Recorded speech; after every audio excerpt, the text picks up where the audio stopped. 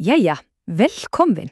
Í dag ætlum við að kafa ofan í leyndarlíf eins af einfaldustu hlutum sem við þekkjum, pendulsins. En það sem virðist einfalt á yfirborðinu geymir ótrúlega sögu. Við ætlum að fylgja honum á ferðalagi frá því að vera að táknum fullkomna klukkun og kvarma reglu yfir í að sýna okkur eðli djúpstæðrar og heillandi óreiðu. Allt í lagi, byrjum á byrjuninni. Þessi tilvitnun er eiginlega fullkomin upphafspunktur. Hún fær mann til að hugsa: hvað er þessi miðja eiginlega? Er hún bara punktur í rúmi eða er hún eitthvað meira? Þetta er leyndardómurinn sem við ætlum að afhjúpa. Já, byrjum á því sem virðist vera einfaldast í hlutina þessu öllu saman, þessi fullkomna miðja. Hvað erum við eiginlega að tala um þegar við segjum jafnvægispunktur? Sko, í eðlisfræðinni er þetta einfaldlega sá punktur þar sem pendulinn hangir bara kyrr, alveg hreyfingarlaus. Þetta er náttúrulega hvíldarstaðan, þar sem hann hefur minnsta mögulega orku. Það er botnin á dalnum, ef svo má segja. En hérna er það sem er svo magnað við þessa miðju. Þetta er algjör þversögn. Einmitt á þessum punkti er engin kraftur sem togar í pendulinn, samt er það nákvæmlega þar sem hann er á flegiferð á sínum algjöra hámarksraða. Þetta er í raun og veru hjartslátturinn í allri hreyfingunni. Allt í lagi.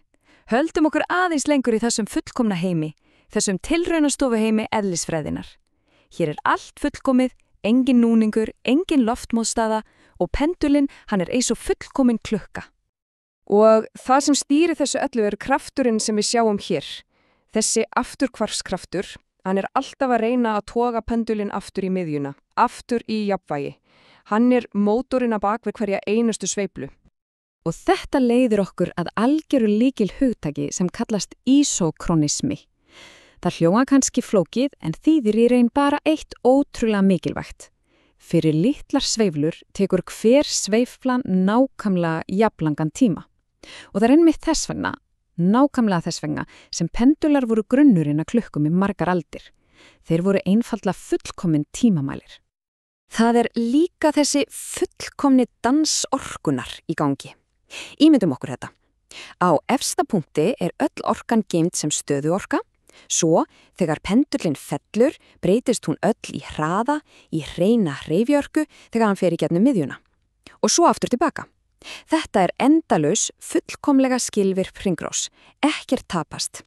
Og þegar við teiknum þessa hreyfingu upp, þá fáum við þetta, þessa fullkomnu hreinu sínusbylgju. Þetta er myndin af fullkomni reglu. Hver einasta sveifla er nákvæmlega eins og svo síðasta, fullkomlega fyrirsjáanlegt. En, auðvitað, þessi fullkomni heimur, hann er ekki til í raunveruleikanum. Þannig að nú er komin tími til að snúa aftur til jarðar og kynna til sögunar illmenniði þessari sögu, núningin. Og munurinn er, hann er sláandi. Í stað fyrir hina endalausu sínusbylgju sjáum við þetta, hreyfing sem deyr hægt og rólega út. Þetta er það sem við köllum dempun. Orkan tapast smátt og smátt út í umhverfið þar til allt stoppar. Og það áhugaverða er að það er í raun 3 mismunandi leiðir fyrir pendulinn að deyja, allt eftir því hversu mikil núningurinn er. Hann getur dáið hægt, svepslast fram og tilbaka þar til hann gefist upp. Hann getur farið eins hratt og hann getur aftur í miðjuna, svona eins og að gefast upp á sem skilvirkastan hátt. Eða ef núningurinn er mikil, þá bara skríður hann letilega aftur í hvíld án þess að sveiflast neitt. Og þetta er algjör breyting á hlutverki miðjunar. Hún er ekki lengur bara punktur sem pendulinn þýtur í gegnum. Nei, núna verður hún að því sem við köllum aðdráttara. Hún er loka áfangastaðurinn, óhjákvæmilegur endapunktur allra hreyfingar. Allt í lagi, en hvað ef við viljum ekki að hreyfingin deyi út? Hvað ef við byrjum að dæla orku inn í kerfið? Það er þar sem hlutinni fara að verða virkilega áhugaverðir. Við bætum við ytri krafti. Svo, spurningin er þessi.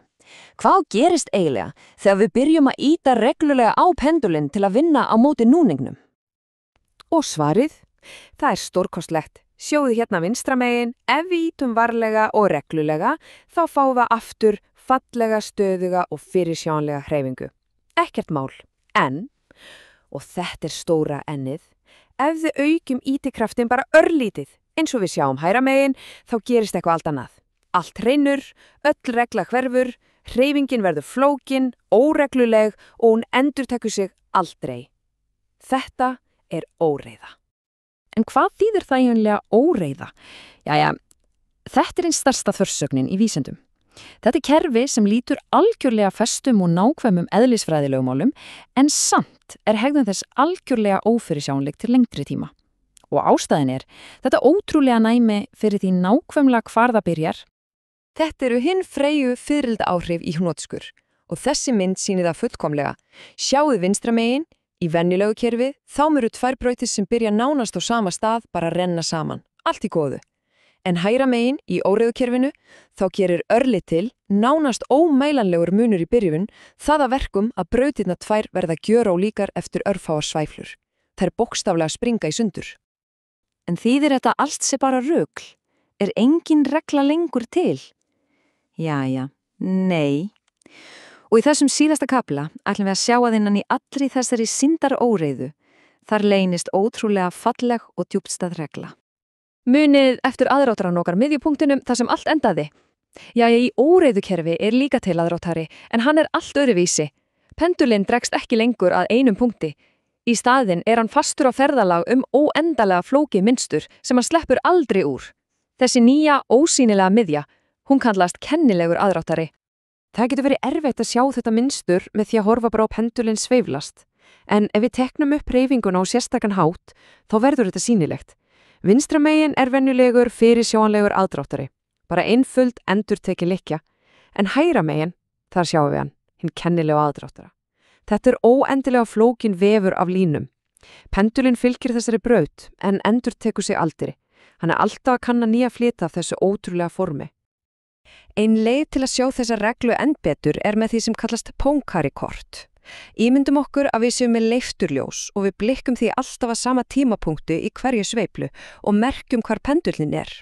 Ef hreyfingin væri algjörlega tilviljunarkennd, þá væru punktarnir bara út allt. En það sem við fáum er þetta. Þessi ótrúlega fallega, brotakennda uppbygging. Þetta er hinn falda regla innan í óreiðunni sem kemur í ljós. Þannig að þegar allt er tekið saman, þá er þetta kannski stærsti lærdómurinn. Það þarf ekki flóknar reglur til að búa til flókið kerfi. Alveg ótrúlega einfalt, deterministisk lögmál, eins og þau sem stjórna pendulur, geta skapað hegðun sem er svo ríkuleg og flókin að hún verður í raun ófyrirsjáanleg. Þetta gjörbreytir sýn okkar á heiminn. Og þetta ferðalag pendulsins frá hinni fullkomnu klukku til hinna skipulögðu óreiðu skilur okkur eftir með eina stóra og heitlandi spurningu til að hugsa ef svona einfalt kerfi getur skapað svona óendanlegt flækistig, hvar annars staðar er þetta gerast?